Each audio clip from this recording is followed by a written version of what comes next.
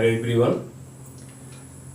देखिए, आज हम लोग स्टार्ट करने वाले हैं लिक्विड सॉल्यूशन। तो आइए सबसे पहले हम लोग ये जान लेते हैं कि लिक्विड सॉल्यूशन में हम लोग क्या क्या स्टडी करने वाले हैं।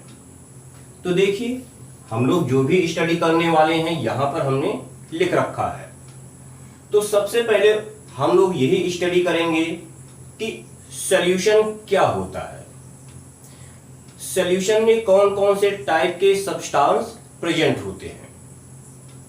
इसके बाद हमारा दूसरा टॉपिक होगा concentration of solution. Concentration of solution में हम लोग ये देखते हैं कि किसी भी सॉल्यूशन के कंसंट्रेशन का मतलब क्या होता है और किसी भी सॉल्यूशन के कंसंट्रेशन को मेजर करने के लिए हम लोग कौन कौन से कंसंट्रेशन टर्म का यूज करते हैं, जैसे mass percent, volume percent, mass upon volume percent, mass fraction, mole fraction, PPM, molality, molarity और नॉर्मैलिटी। तो इन सारे कंसंट्रेशन टर्म के बारे में हमें स्टडी करना होता है इस चैप्टर में। लेकिन ये जो कंसंट्रेशन ऑफ सॉल्यूशन टॉपिक है उसको मैं यहां पे आपको नहीं पढ़ाऊंगा। रीजन ये है कि ये वाला जो टॉपिक है इसको हमने ऑलरेडी मोल कॉन्सेप्ट में पढ़ा रखा है। आप मोल कॉन्सेप्ट में जाइए, वहां पे कंसंट्रेशन ऑफ सॉल्यूशन के सारे कंसंट्रेशन टर्म को हमने पढ़ा रखा है। उन सारे कंसंट्रेशन टर्म को आप स्टडी कर जाइए, ठीक है। और मेरा सजेशन आपको यही है कि ये कंसंट्रेशन ऑफ सॉल्यूशन वाला पार्ट आप मोल कॉन्सेप्ट में जाकर स्टडी जरूर कीजिएगा, क्योंकि इसका यूज यहां पे है, ठीक ना। आगे के जो भी सॉल्यूशन वाले टॉपिक है उसमें कंसंट्रेशन ऑफ सॉल्यूशन का यूज होगा, तो आपको ये स्टडी करना चाहिए। इसके बाद हमारा अगला टॉपिक होगा solubility and factor affecting solubility, यानी कि किसी भी सॉल्यूशन के सॉल्युबिलिटी का मतलब क्या होता है और वो कौन कौन से फैक्टर हैं जो किसी सॉल्यूशन के सॉल्युबिलिटी को अफेक्ट करते हैं। तो फैक्टर अफेक्टिंग सॉल्युबिलिटी में हम लोग तीन चीजों को स्टडी करेंगे, तीन फैक्टर के बारे में स्टडी करेंगे। पहला फैक्टर होगा स्ट्रक्चरल फैक्टर अफेक्टिंग सॉल्युबिलिटी, दूसरा होगा टेम्परेचर इफेक्ट ऑन सॉल्युबिलिटी और तीसरा होगा प्रेशर इफेक्ट ऑन सॉल्युबिलिटी। ये जो तीसरा है प्रेशर इफेक्ट ऑन सॉल्युबिलिटी, इसी को आप हेनरीज लॉ के नाम से जानते हो। इसके बाद हमारा अगला टॉपिक आएगा कॉलिगेटिव प्रॉपर्टीज। कॉलिगेटिव प्रॉपर्टीज में हम लोग चार टाइप के कॉलिगेटिव प्रॉपर्टीज स्टडी करते हैं। पहला होता है relative lowering of vapour pressure, दूसरा होता है एलिवेशन इन बॉइलिंग पॉइंट, तीसरा होता है डिप्रेशन इन फ्रीजिंग पॉइंट और चौथा होता है ऑस्मोटिक प्रेशर। और सबसे लास्ट में हमारा टॉपिक आता है abnormal colligative properties and one of factor, ठीक है। एक चीज ध्यान दीजिएगा कि ये जितने भी टॉपिक यहां मेंशन किए गए हैं सॉल्यूशन में, ये सारे के सारे टॉपिक इंपॉर्टेंट हैं। आपको इन सारे टॉपिक के बारे में पढ़ना चाहिए, क्योंकि होता क्या है कि आपका सॉल्यूशन, लिक्विड सॉल्यूशन एक आसान टॉपिक है और साथ में इस टॉपिक से आपके कंपटीशन में या फिर बोर्ड एग्जाम में क्वेश्चन पूछे ही जाते हैं। तो अगर आपने इस टॉपिक को अच्छे से कवर कर रखा है तो इसमें से जो भी क्वेश्चन पुटअप होगा उसको आप बड़ी ही आसानी से सॉल्व कर सकते हो, ठीक है। तो अगर आप चाहो तो इसको नोट डाउन कर सकते हो इसके बाद हम लोग अपना चैप्टर स्टार्ट करते हैं।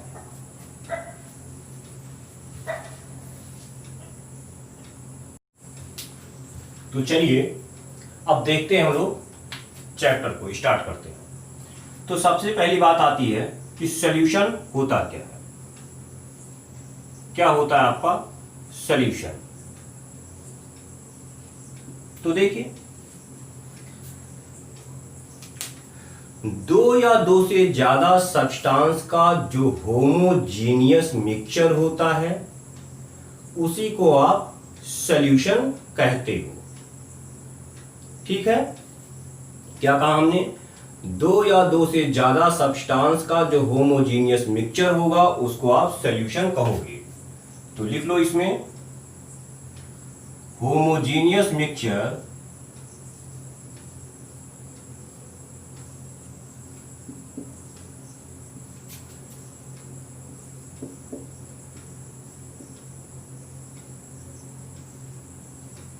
of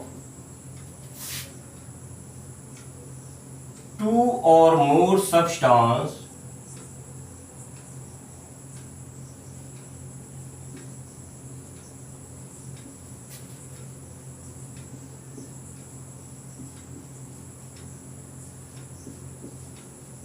is called solution।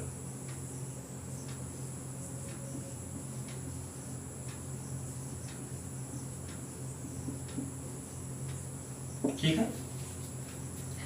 Homogeneous mixture का मतलब क्या हुआ?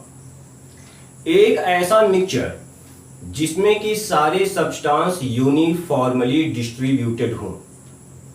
सपोज करो कि हमने ए और बी दो सब्सटेंस को लेकर एक सॉल्यूशन बनाया है। कौन कौन से? ए और बी।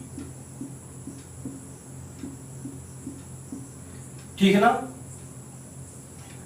तो हम कब कहेंगे कि ये जो मिक्सचर है वो होमोजीनियस मिक्सचर है? तो देखो, मिक्सचर में जब आपका ए और बी दोनों सब्सटेंस यूनिफॉर्मली डिस्ट्रीब्यूटेड होंगे तो आप कहोगे कि ये मिक्सचर होमोजीनियस है। यूनिफॉर्मली डिस्ट्रीब्यूटेड, इसका मतलब ये हुआ कि इस सॉल्यूशन के किसी भी पार्ट से अगर आप इक्वल अमाउंट निकालो तो आप पाओगे कि उस इक्वल अमाउंट में ए और बी के पार्टिकल इक्वल नंबर में ही प्रेजेंट होंगे। इसी चीज को आप होमोजीनियस मिक्सचर कहते हो। ठीक है, तो यही होता है सॉल्यूशन। दो या दो से ज्यादा सब्सटेंस का जो होमोजीनियस मिक्सचर होगा उसको आप सॉल्यूशन कहोगे। अब देखिए, किसी भी सॉल्यूशन में कुल दो टाइप के सब्सटेंस होते हैं। एक होता है सॉल्यूट, दूसरा होता है सॉल्वेंट। सॉल्यूट क्या होता है? तो सॉल्यूट के बारे में आपको पता है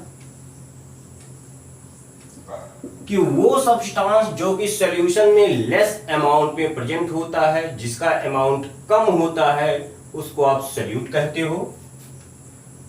Substance which present in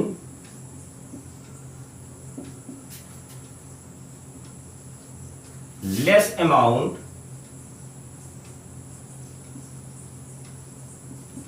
in solution। ठीक है, और दूसरा होता है सॉल्वेंट। सॉल्वेंट क्या होता है?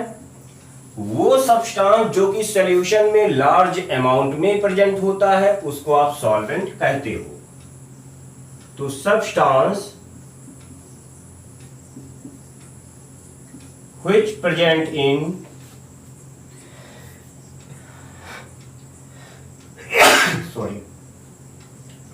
which present in large amount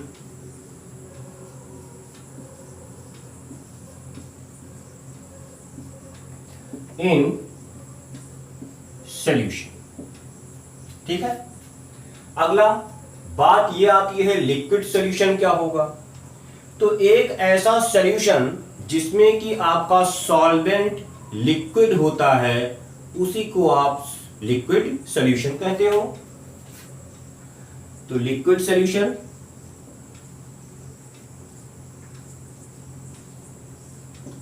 solution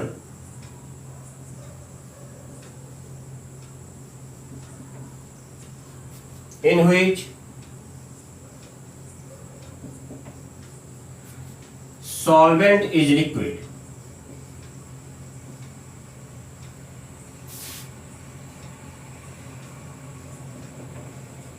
ठीक है, तो ये कुछ बेसिक टर्म है जो हमने आपको बताए, इसको आप नोट कर लीजिए। इसके बाद हमारा अगला टॉपिक आएगा solubility and factor affecting solubility. Note कर लीजिए इसको।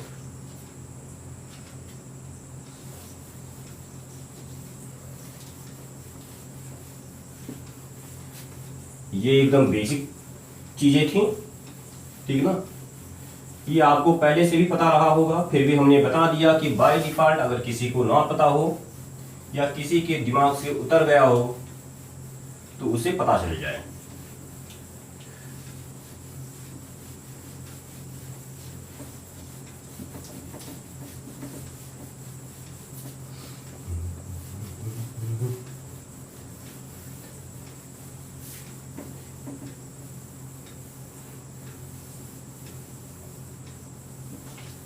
चलिए लिखिए अगला topic solubility. Solubility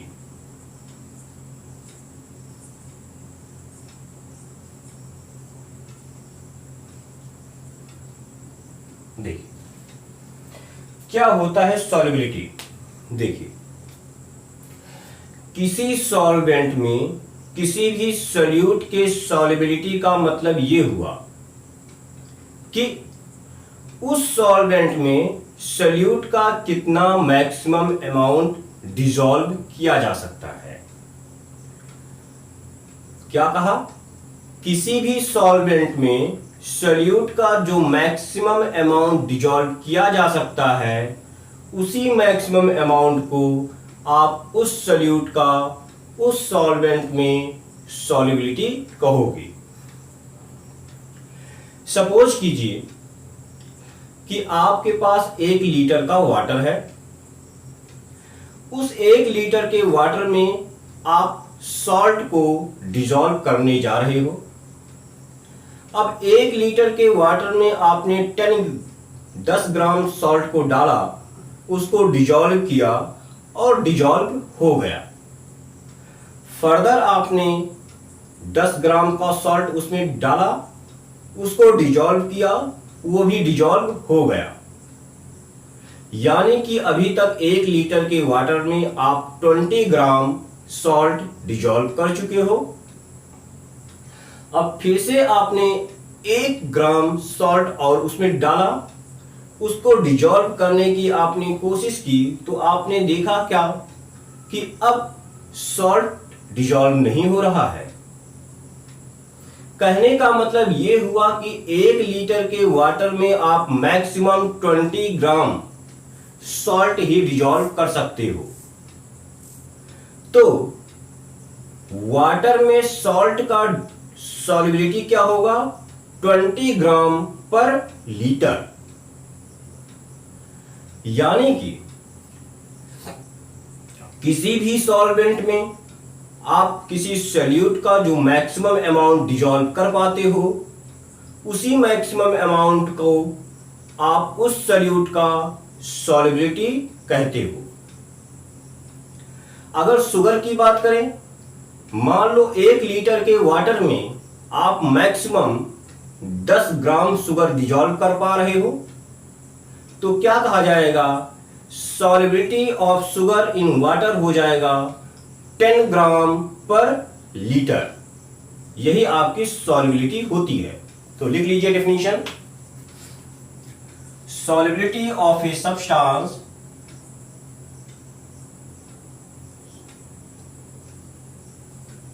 solubility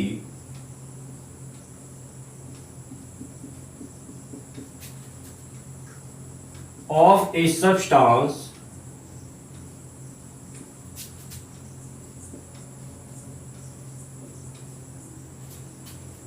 is its maximum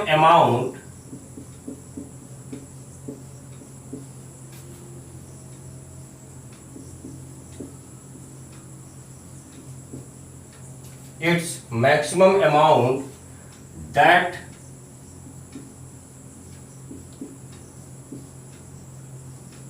can be dissolved in specific amount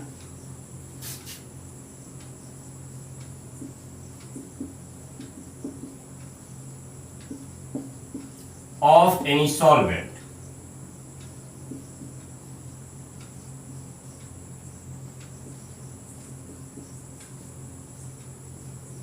ठीक है, तो यही आपकी सॉल्युबिलिटी होती है।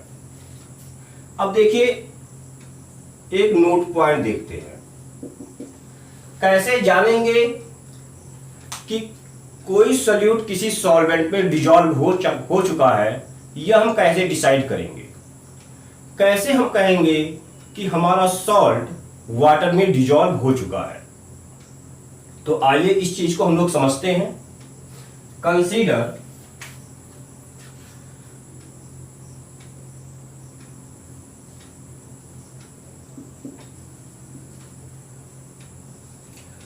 NaCl is dissolved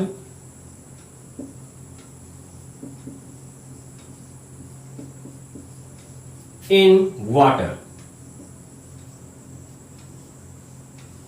ठीक है, अब देखिए आपको NaCl की बात करो तो NaCl में एक दो आयन है, एक Na+ है, Cl- है। तो ये आपका Na+ हो गया और ये आपका Cl- हो गया। Na+ है और Cl- है। इस तरह से आप NaCl को रिप्रेजेंट कर सकते हो। अगर वाटर की बात करें तो वाटर में दो हाइड्रोजन का आयन है, एक ऑक्सीजन का आयन है, यानी कि दो पॉजिटिव आयन है हाइड्रोजन का और एक निगेटिव आयन है ऑक्सीजन का। तो उसका अगर स्ट्रक्चर आप बनाना चाहो तो कुछ इस तरह से बना सकते हो।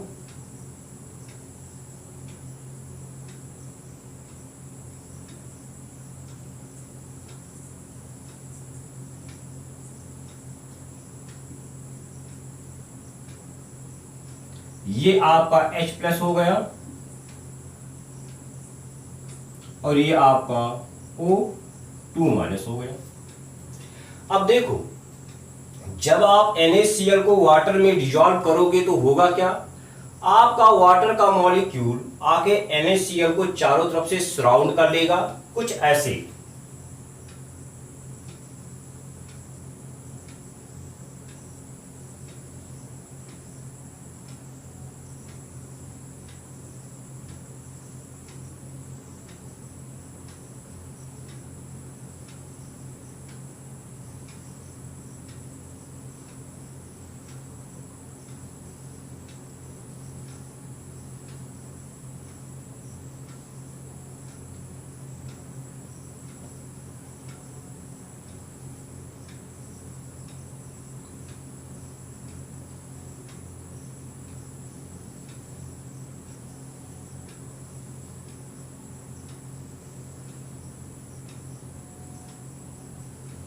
ठीक है,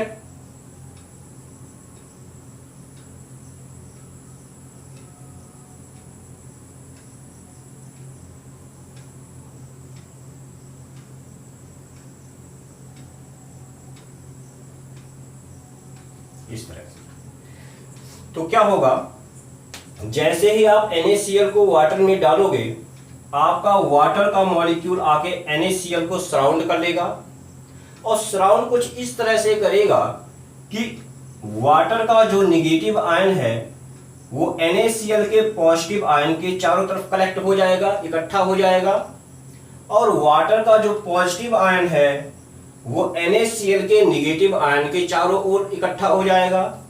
और अब इस पॉजिटिव आयन और नेगेटिव आयन के बीच में एक फोर्स ऑफ अट्रैक्शन वर्क करेगा।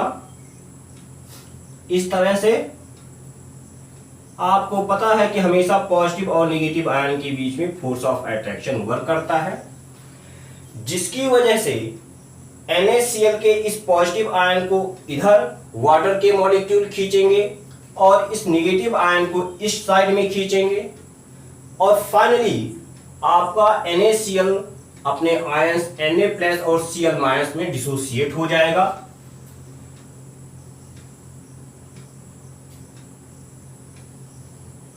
और जैसे ही ये अपने आयंस में डिसोसिएट होगा, वाटर के मॉलिक्यूल इसको चारों तरफ से सराउंड कर लेंगे।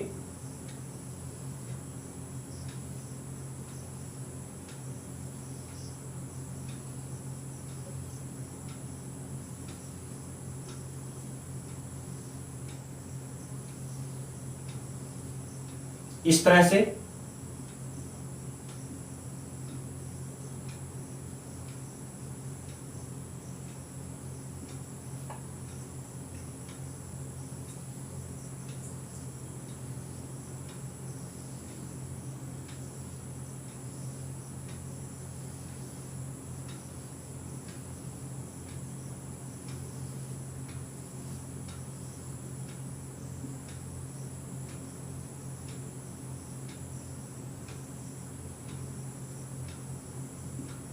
इस तरह से।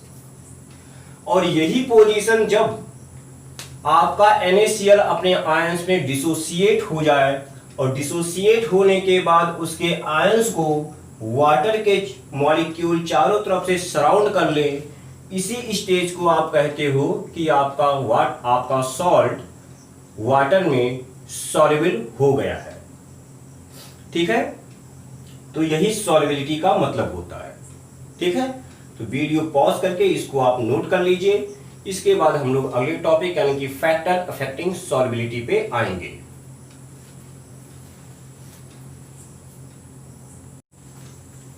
चलिए देखते हैं फैक्टर अफेक्टिंग सॉल्युबिलिटी।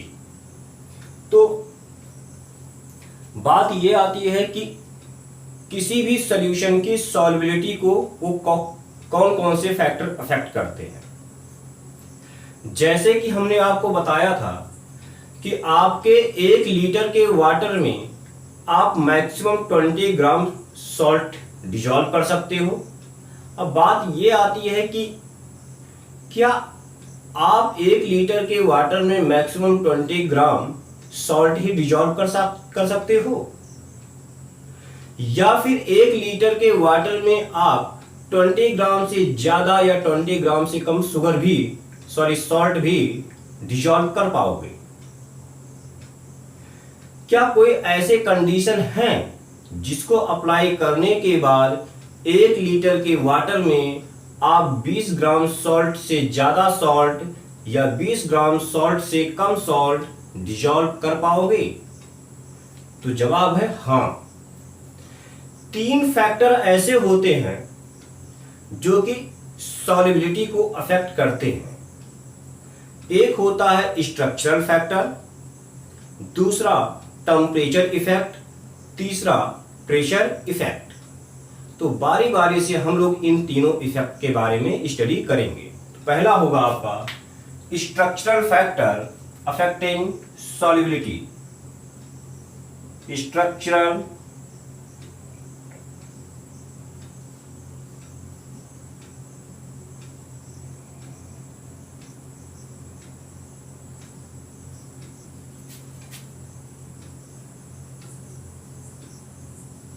फैक्टर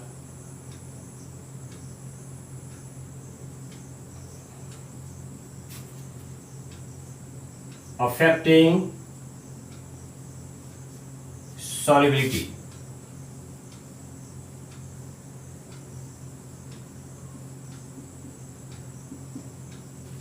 तो देखिए, हमने आपको अभी बताया था, जब NaCl और वाटर का केस लिया तो वहां हमने आपको बताया था कि NaCl और वाटर के मॉलिक्यूल के बीच में एक फोर्स ऑफ अट्रैक्शन वर्क करता था और उसी फोर्स ऑफ अट्रैक्शन की वजह से आपका NaCl अपने आयंस में डिसोसिएट हो जाता था और फाइनली हम ये कहते थे कि आपका NaCl वाटर में सॉल्युबल हो चुका है।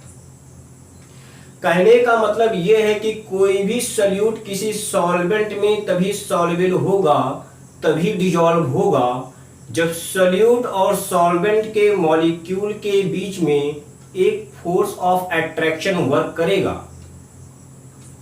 ठीक है, अब ये देखिए सॉल्यूट और सॉल्वेंट के मॉलिक्यूल के बीच में ये फोर्स ऑफ अट्रैक्शन जितना ज्यादा होगा आपका सॉल्यूट उतना ज्यादा डिसॉल्व होगा। ठीक है, और सॉल्यूट और सॉल्वेंट के मॉलिक्यूल के बीच में फोर्स ऑफ अट्रैक्शन जितना कम होगा आपका सॉल्यूट उतना ही कम डिसॉल्व होगा। तो कहने का मतलब है कि कोई भी सॉल्यूट किसी सॉल्वेंट में डिसॉल्व होगा या नहीं होगा ये इसी बात पे डिपेंड कर रहा है कि उनके बीच का फोर्स ऑफ अट्रैक्शन क्या है। तो इसको आप लिखना चाहो तो लिख लो कि if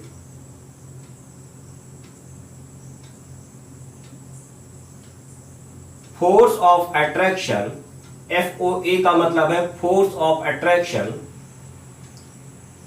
between solute and solvent is high,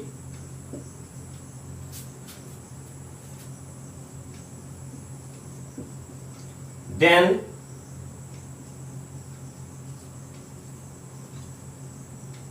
dissolution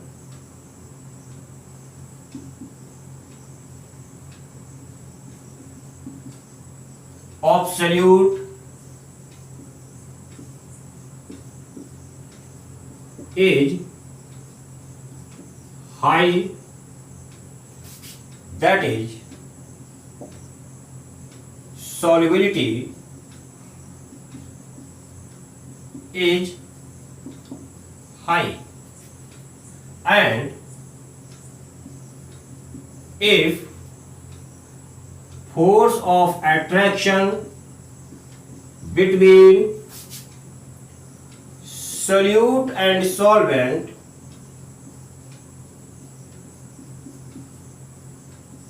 is low, then dissolution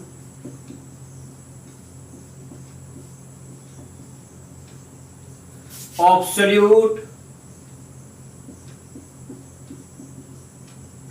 is low, that is solubility is low। ठीक है, अब बात यह आती है कि किसी सॉल्यूट और सॉल्वेंट के बीच का फोर्स ऑफ अट्रैक्शन कब ज्यादा होगा और कब कम होगा। तो देखिए सॉल्यूट और सॉल्वेंट का नेचर जब भी सेम होगा तो उनके बीच का फोर्स ऑफ अट्रैक्शन ज्यादा होगा, और जब भी सॉल्यूट और सॉल्वेंट का नेचर डिसिमिलर होगा तो उनके बीच का फोर्स ऑफ अट्रैक्शन कम होगा। तो आप लिख लो अगला पॉइंट में, if nature of solute and solvent is similar, then force of attraction is high and if solute and solvent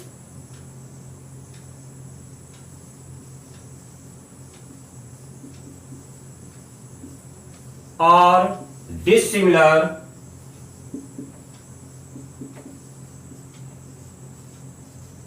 then force of attraction is low. ठीक है, आप इतना नोट कर लो, इसके बाद आगे बताता हूं।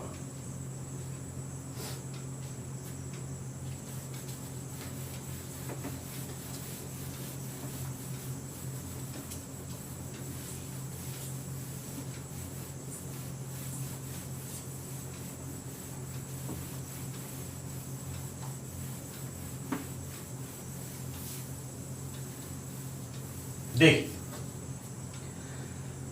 अगर पोलैरिटी के बेसिस पर किसी भी सब्सटेंस को क्लासिफाई करो तो आपके पास कुल दो टाइप के सब्सटेंस होते हैं।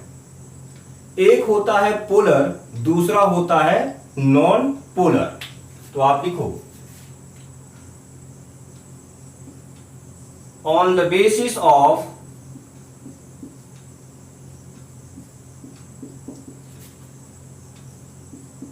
पोलैरिटी सब्सटेंस कितने टाइप के होंगे? दो टाइप के। कौन कौन से? पोलर और नॉन पोलर। Non polar. अब देखो,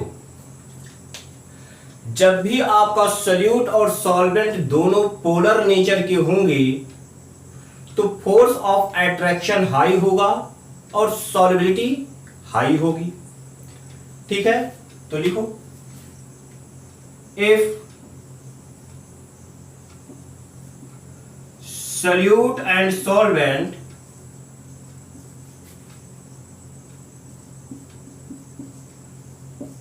are polar,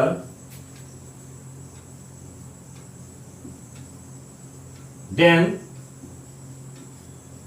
solubility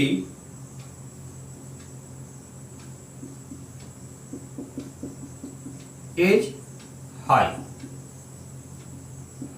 जैसे अगर NaCl को आप वाटर में डिजॉल्व करो तो आपका NaCl वाटर में ज्यादा डिजॉल्व हो जाएगा। NaCl भी पोलर नेचर का होगा, वाटर भी पोलर नेचर का होगा, यानी कि वाटर में NaCl हाईली सॉल्वेटेड होगा। लिख लो एग्जांपल में,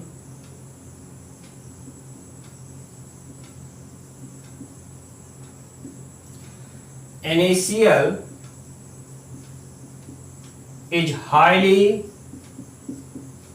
solvated in water। दूसरा बात, अगर आप नॉन पोलर सॉल्यूट को नॉन पोलर सॉल्वेंट में डिजॉल्व करोगे तो भी डिजोल्यूशन हाई होगा, सॉल्युबिलिटी हाई होगी। Non polar solute is highly solvated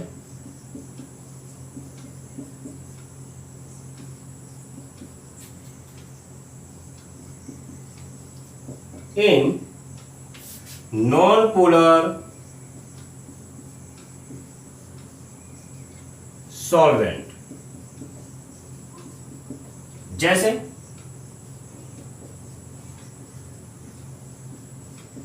आपका नेफ्थलीन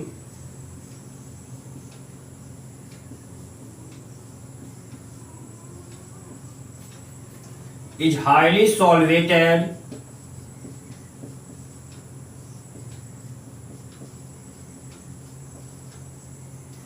in बेंजीन।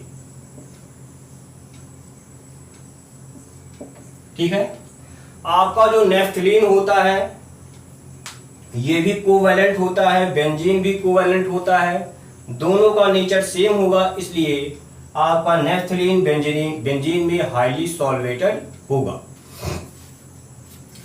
अब देखो तीसरी बात, अगर आपका सॉल्यूट पोलर हुआ और सॉल्वेंट नॉन पोलर हुआ, या फिर आपका सॉल्यूट नॉन पोलर हुआ सॉल्वेंट पोलर हुआ, तो दोनों डिसिमिलर नेचर के हो जाएंगे। उस केस में इनके बीच का फोर्स ऑफ अट्रैक्शन काफी कम होगा, यानी कि उस केस में आपकी सॉल्युबिलिटी काफी कम होगी। तो लिख लो,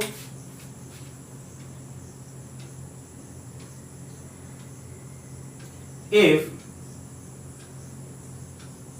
solute and solvent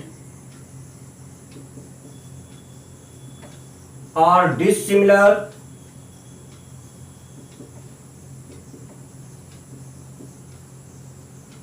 then solubility is low। जैसे अगर आप NaCl को बेंजीन में डिजॉल्व करने की कोशिश करोगे तो NaCl और बेंजीन दोनों अपोजिट नेचर के होते हैं, डिसिमिलर नेचर के होते हैं। उस केस में आपका सॉल्युबिलिटी नेग्लिजिबल होगा। या फिर अगर आप नेफ्थलीन को वाटर में डिजॉल्व करने की कोशिश करोगे तो आपका नेफ्थलीन और वाटर दोनों डिसिमिलर नेचर का होगा, जिसकी वजह से इस केस में भी आपकी सॉल्युबिलिटी बहुत ही कम होगी। ठीक है, तो वीडियो पॉज करके इसको नोट कर लीजिए। इसके बाद मैं एक आखिरी चीज आपको बताता हूं। इसमें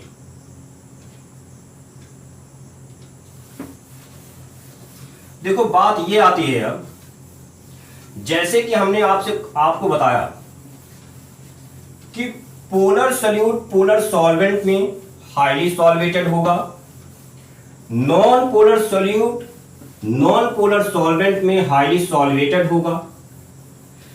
लेकिन बात यह आती है कि क्या हमेशा पोलर सॉल्यूट पोलर सॉल्वेंट में सॉल्वेटेड होगा?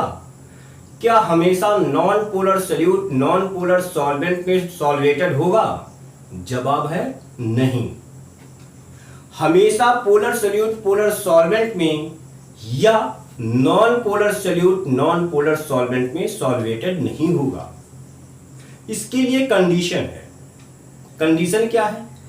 जब आपकी हाइड्रेशन एनर्जी लैटिस एनर्जी से ज्यादा होगी तभी आपका सॉल्यूट किसी सॉल्वेंट में डिसॉल्व हो सकता है। तो लिख लो इसको नोट में।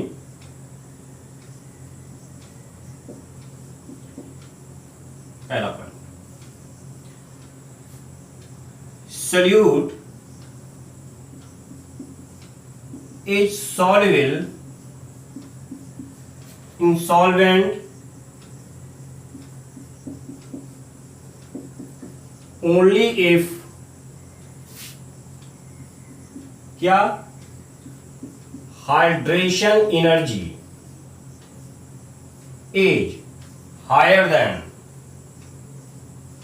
lattice energy। जब भी हाइड्रेशन एनर्जी लैटिस एनर्जी से ज्यादा होगी तभी आपका सॉल्यूट सॉल्वेंट में सॉल्युबल होगा। हाइड्रेशन एनर्जी क्या होती है, लैटिस एनर्जी क्या होती है, इसके बारे में आप लोगों ने थर्मोकेमिस्ट्री चैप्टर में स्टडी किया होगा। ठीक है, नहीं किया तो मैं आपको थर्मोकेमिस्ट्री में ये चीज बताऊंगा। अब दूसरा चीज ये भी जान लीजिए, हमने बताया कि जब सॉल्यूट और सॉल्वेंट का नेचर सेम होगा तब आपका सॉल्यूट सॉल्युबल होगा, और जब सॉल्यूट और सॉल्वेंट का नेचर डिसिमिलर होगा तो सॉल्यूट सॉल्युबल नहीं होगा। यानी कि जब दोनों के नेचर सॉल्यूट और सॉल्वेंट के नेचर लाइक होंगे, एक जैसे होंगी, तो ही सॉल्युबल होगा। यानी कि like dissolve like, like dissolve like. ठीक है, तो यही है आपका स्ट्रक्चरल फैक्टर अफेक्टिंग सॉल्युबिलिटी। छोटा सा टॉपिक था, आसान टॉपिक था। ठीक है ना। आज के लेक्चर में मैं यहीं तक रखता हूं। अगले लेक्चर में मैं आपको टेम्परेचर इफेक्ट ऑन सॉल्युबिलिटी और प्रेशर इफेक्ट ऑन सॉल्युबिलिटी के बारे में बताऊंगा। तो वीडियो पॉज करके इसको नोट कर लीजिए।